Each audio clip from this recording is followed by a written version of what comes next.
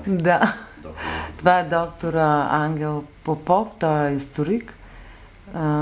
Преминахме успешно сесията и сега бих искала да чуя неговите думи в края на сесията, как се чувства, с какво е дошъл. Дойдохте с много мъка, с много гняв.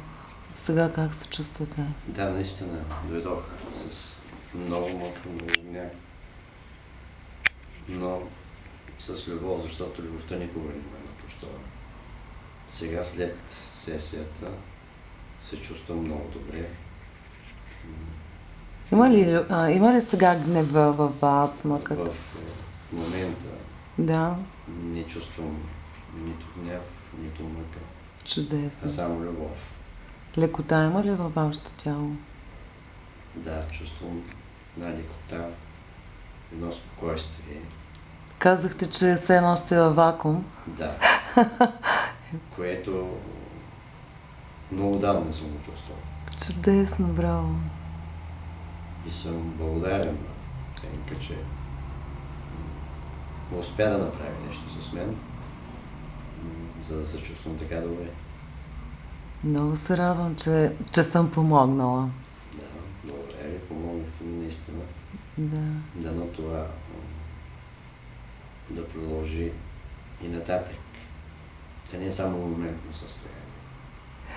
След като са изчистени тези негативни емоции и сестрите вече като утвърждения в подсъзнанието, няма опасност да се върнат. Естествено, ако не се появят някой пак дразнители на някой, който да сте гневен, но вие вече сте обучен в техниката, така че може да се справите с хората, които ви причиняват тези негативни емоции. Веднага може да ги изчиствате, за да не се трупат, както сега с години във вас се бяха натрупали мъката, гнева, всичко това, а сега вече почвате на чисто. Много бих искал да е така. Точно така ще стане. И се радвам. Да. Щастлив ли сте от сесията? Естествено, много.